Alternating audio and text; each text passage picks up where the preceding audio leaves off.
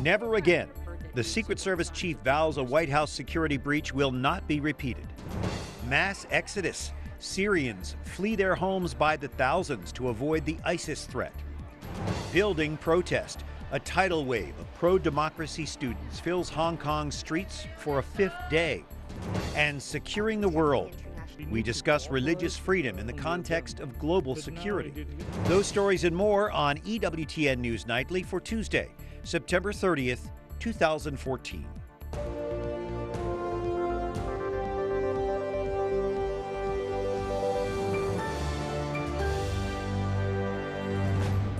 Good evening from Washington, D.C. Thank you for joining us for EWTN News Nightly. I'm Brian Patrick with your news now.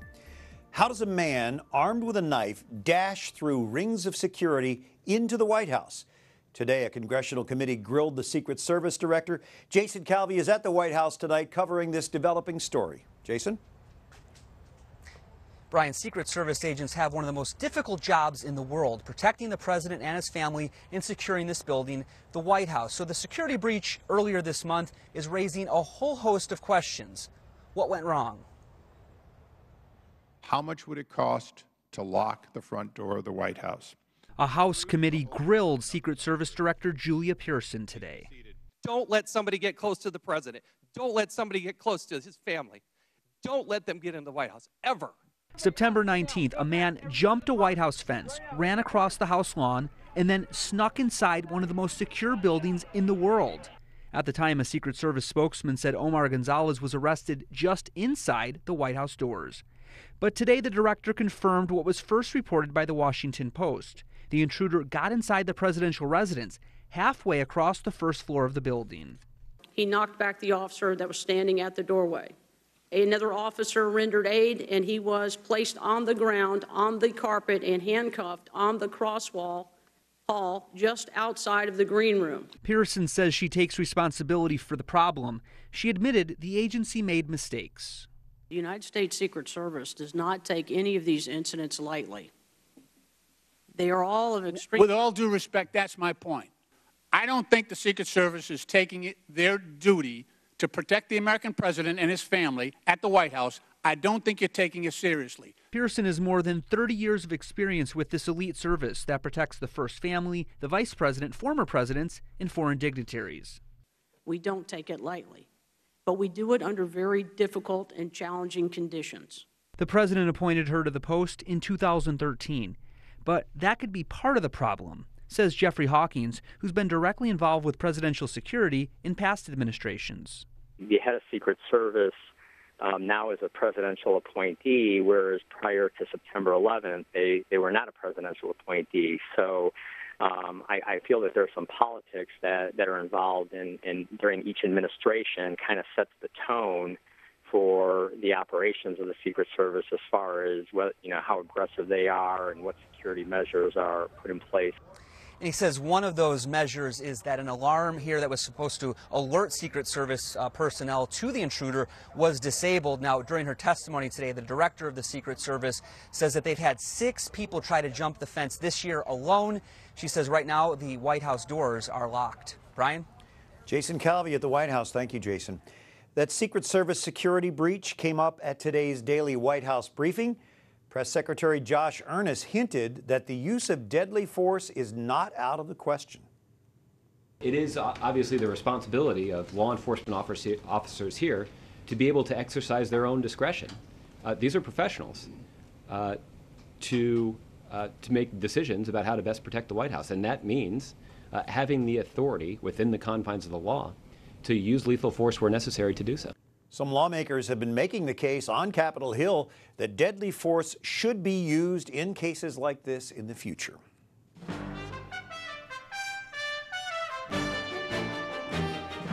Now some of the other stories our EWTN News Nightly team has been covering in today's world. Pennsylvania State Police say they've discovered 2 pipe bombs in their search for a suspected gunman who is on the run. Authorities have been searching for 31-year-old Eric Freen since September 12th. He is accused of killing a state trooper and wounding another trooper outside a state police barracks. Police believe Freen is hiding in the Pennsylvania wilderness, perhaps at a bunker that he built They describe him as a self-taught survivalist with a grudge against law enforcement. Former NFL player Hernandez was back in Massachusetts court today. He has pleaded not guilty to murder charges associated with the shooting death of Odin Lloyd.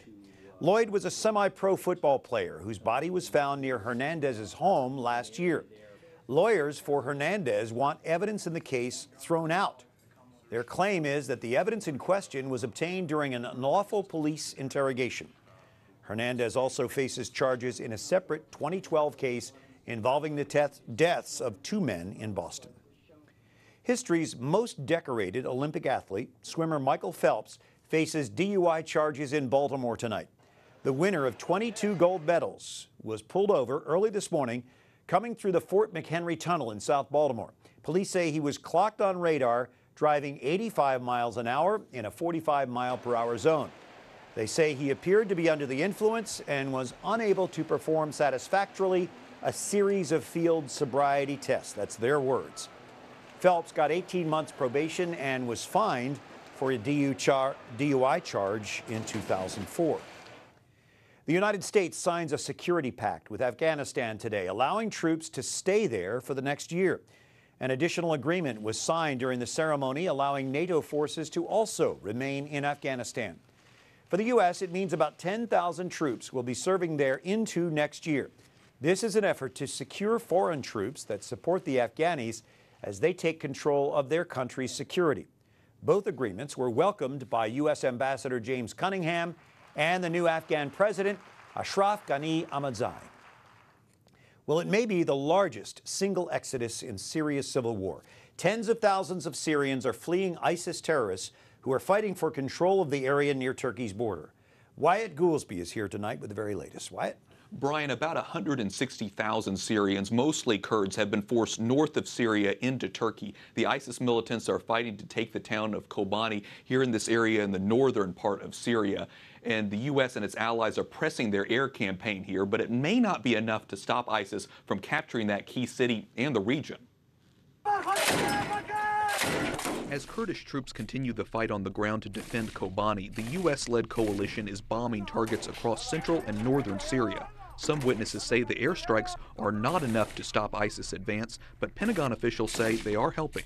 We continue to put more and more effort from the air in and around Kobani. So we are putting a lot of pressure on there. There is a lot of attention going up. British-based Syrian Observatory for Human Rights released these photos showing the tens of thousands of refugees on the Syrian-Turkey border. And today the United Nations also raised the alarm, saying the current exodus is one of the largest in the civil war. Many of those leaving are also Kurds. Dahil Shamo is originally from the Kurdish region of Iraq and works with the Voice of America's Kurdish service. He says resolving the crisis requires help from the U.S. and other allies. The ideology of ISIS is there.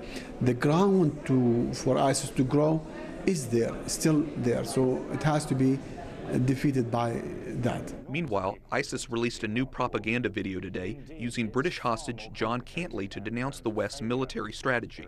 The U.S. government has given no public sign that it has the slightest awareness of what its enemies are fighting for. Cantley is believed to be reading a prepared script. The freelance journalist has been a prisoner for almost 2 years.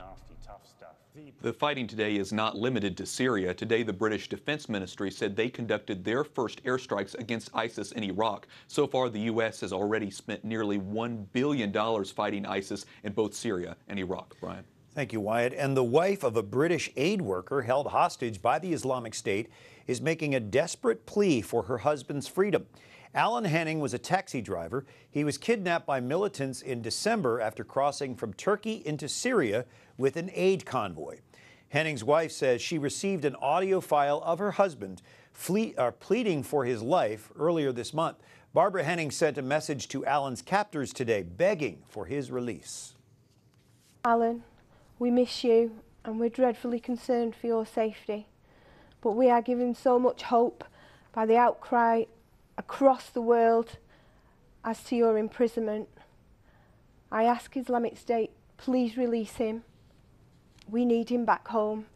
The British government, like the U.S., will not negotiate with terror troops for the release of their citizens.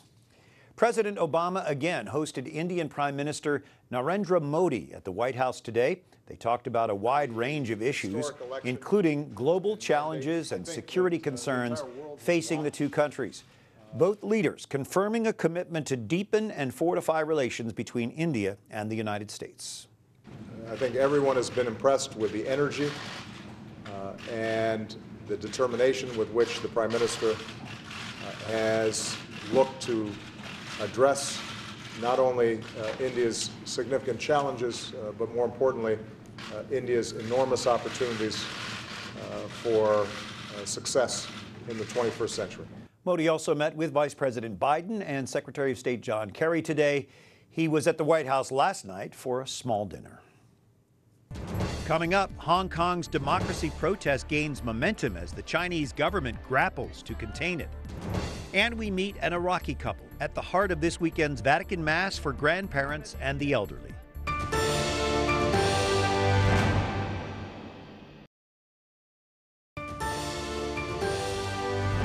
On Tuesday, September 30th, thanks for joining us for EWTN News Nightly. I'm Brian Patrick. There is no end in sight tonight to the standoff in Hong Kong between pro-democracy students and the Chinese government. The huge crowds of protesters also endured overnight rain. They're opposing a decision requiring a pro-Beijing panel to vet candidates for Hong Kong's first direct elections scheduled for 2017. The protesters are also pushing for a meeting with the territory's top leader. Chinese government leaders in Beijing say the protests are illegal, but they're letting the local government handle the situation for now. Home prices are rising in the U.S., but at a slower pace. That according to an S&P Case-Shiller Index report that came out today. The July numbers, the latest we have, show the slowest increase in the last 20 months. This reflects sluggish sales and a greater supply of homes for sale. That's bad news for sellers, but not so bad news for would-be buyers, making housing just a little bit more affordable.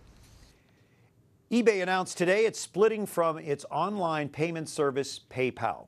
This development pleases activist investor Carl Icahn. He owns 2.5% of eBay. He'd been making noise for some time about the need for a split. He claims the split is a no-brainer and will create more value for each independent company.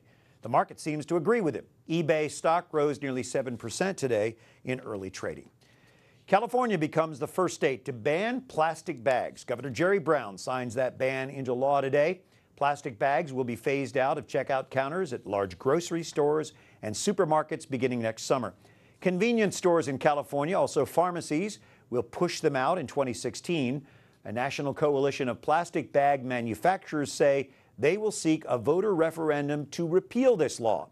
By the way, the new bill includes $2 million in loans for those manufacturers to shift their operations into making those reusable grocery bags. California also becomes the first to let families petition a judge to seize guns from a relative who seems dangerous. Some other states have laws on the books that allow police to seek a judicial order to remove firearms, but this is the first time that family members will be able to take preventive action. The bill was signed by Governor Brown today. It's a response to May's deadly rampage near the University of California campus. Well, parents of student athletes know the excitement of watching their kids compete, as well as the anxiety over possible injuries. Our Catherine Zeltner shares some sports safety measures for teens tonight. From developing strong friendships to building physical and personal skills, being a teen athlete has its benefits. But playing competitively can also get a youngster hurt. How can they stay safe? Athletic experts from Fairfax County, Virginia, one of the more progressive school districts in the country when it comes to sports safety, makes these recommendations. Come prepared to play. Preparation for athletics really comes before the athlete even sees the field or the court. It comes in basic practices of strength and conditioning.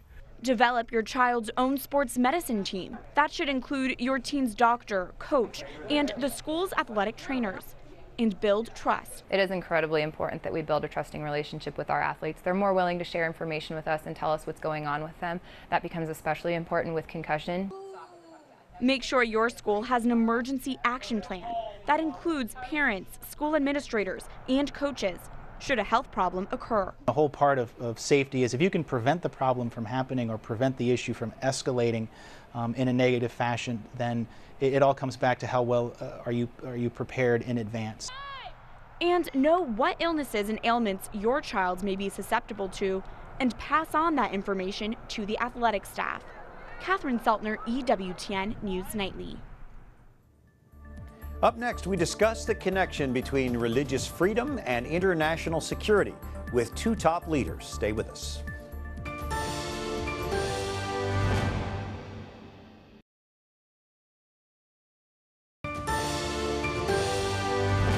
We're grateful you can join us this evening for EWTN News Nightly. Good evening. On Tuesday, I'm Brian Patrick. The European Union has sent a member of parliament to meet with U.S. officials here in Washington this week. They're talking about how to promote religious freedom around the world. It is the first such transatlantic meeting on American soil. Peter van Dalen is the co-chair of the European Parliament Working Group on Freedom of Religion or Belief. Also, Katrina Lantos Swett, the chair of the U.S. Commission International Religious Freedom, with us today. And Dr. Swett, I wonder if you could talk a little bit about how your group and the group in Europe work together promoting religious freedom around the world. Well, we at USCIRF, the U.S. Commission on International Religious Freedom, are really excited to be working with Peter van Dalen and his colleagues who have begun to create within the European Union, which is the parliament of all the countries of the European Union, a very active community of parliamentarians, leaders, who understand, as we do, the critical importance of protecting international religious freedom as a matter of our own national security, as well as a reflection of our values. So we have seen in recent weeks, recent months, how religious extremism really is a threat to international security. How has that invigorated the work that you do, especially there in Europe? It has. You see, freedom of religion is very important. It was not on the European agenda just for 2-3 years ago. We achieved to have it on the agenda, but now it did get an extra boost due to the extremists we face in the world, and therefore we need to cooperate with other groups like here in the United States to make sure that extremism will shrink, and we need to cooperate together in order to have also moderate Muslims aboard and to make sure that we will win and the national security is not threatened any longer. And what is at stake if we don't have true freedom of religion in society as a world? Well, you know, it's our view certainly at USCIRF that it is a predicate for building stable, tolerant, pluralistic, and democratic societies. Really, freedom of religion and belief and conscience is sort of the wellspring out of which so many of our other fundamental political and human rights spring. And, you know, we share a similar perspective on fundamental human rights with our European counterparts. It is a difficult process, but we need to enter this process. We need to work together in order to get more freedom of religion, because when you have more freedom of religion, then you have more stability in the world and you have less extremism. So it is a difficult process, yes, but therefore we need to cooperate. And so many countries have different laws surrounding this. So many are predominantly a certain religion and minorities are often persecuted. How are you able to address those differences in laws across these the boundaries of these nations and try to come to some consensus? You're right. For instance, in Pakistan, there are blasphemy laws. So when you are not a Muslim, you could enter into a death cell. What we need to do and what we are doing is support, for instance, lawyers who stand aside Christian people who are in jail like Asia Bibi, and we support these lawyers and to make sure that she is helped in a proper way in a very difficult situation, because Pakistan is a difficult situation. But where we can, we support those people in order to change the system. Are we making any progress? Well, you know, sometimes it gets dark right before the sun comes out again. I think the world has been horrified and to some degree terrified by some of the extremism we see in certain parts of the world. But if there is any silver lining to some of the terrible demonstrations we've had in recent months of religious extremism, it is that people around the world are waking up to the importance of that broad message of freedom of religion, freedom of belief, creating societies where extremism is not welcome, but every faith community is welcome, as well as those of no faith. Is it a challenge, especially in Europe, which has become so secularized, to get people to see that this is a priority? It is a challenge, but on the other hand, we see results. Take, for instance, Miriam Ibrahim. She was in Sudan. She was captured. She was forced to say Christianity goodbye and become a Muslim. And she said no. And we supported her from Europe, especially the Italian government. And now she is released. She was brought to Italy and she's now in the United States. So we focus on individual people as an example in order to step by step change the whole process. It's a long way, I know, but we are convinced we should do it. At least in that case, it was very effective. Peter van Dalen, we appreciate you being with us. Also, Katrina, Lantos, Swett, thanks for joining us tonight. Thank you very much. And survivors of the Lampedusa shipwreck that killed 368 migrants a year ago are visiting the Vatican this week. The Italian Bishops' Conference says Pope Francis will meet with them tomorrow. Francis visited the island last July. It was his first papal trip outside Rome. Lampedusa is part of Sicily, but it is actually closer to Africa than it is to Italy. Many people migrating between Africa and Europe land on that island. Survivors of the wreck will meet privately with Pope Francis tomorrow. They will visit Lampedusa on Friday. That marks the first anniversary of that tragic shipwreck. Amnesty International says shipwrecks have claimed the lives of more than 500 migrants since that Lampedusa shipwreck. The international rights group criticizes the European Union for failing to provide the resources to rescue refugees and migrants. The number of deaths continues to spiral as migrants try to reach European shores from Africa under oppression there. The report calls on the EU to provide safe routes for migrants who are fleeing war zones. It also addresses the need for search and rescue ships to help migrants who get in trouble. Well, many Iraqi Christians are being forced to flee the ISIS onslaught. The Pope hosted 2 of those Iraqi refugees at his Sunday Mass for the elderly in St. Peter's Square. The parents of 10 children fled Mosul in August. They shared their story before a massive audience this weekend. Their families lost homes, jobs, and churches, and they're now living in a refugee camp in Erbil, where the couple will return after visiting Rome. EWTN News Nightly's Rome Bureau spoke with the couple afterwards. 68-year-old Agnes Hano told EWTN News how she and her family found the strength to leave their home. على طول أنا لكم كأبا يعني بس أبونا دقيقا يعني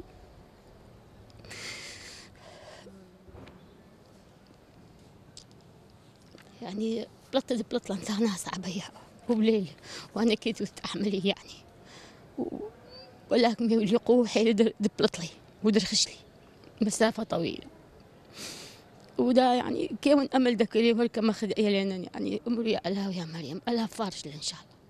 But I keep all my suffering in my heart. Sounds like something biblical. The couple invited Pope Francis to come to Iraq. He told them he would love to, but at the right moment. Well, Vatican Secretary of State Pietro Parolin is urging the UN to use force if necessary to stop the persecution of innocent Iraqis and Syrians. His appeal came yesterday in a speech before the United Nations General Assembly in New York. The Cardinal said the combined forces of a number of nations will be required to guarantee the defense of unarmed citizens. This address by the Pope's second in command is another avenue the Vatican is taking to weigh in on Islamic extremism. You'll recall last month the Pope sent his personal envoy to Iraq to show solidarity with minorities there. That's it for tonight. We thank you for watching. Until tomorrow, like us on Facebook. You can follow us on Twitter. If you'd like to see this show again or any other of our newscasts, you can go to EWTN's YouTube page. For all of us here at EWTN News Nightly, I'm Brian Patrick. Thank you for watching tonight. Good night, and God bless you.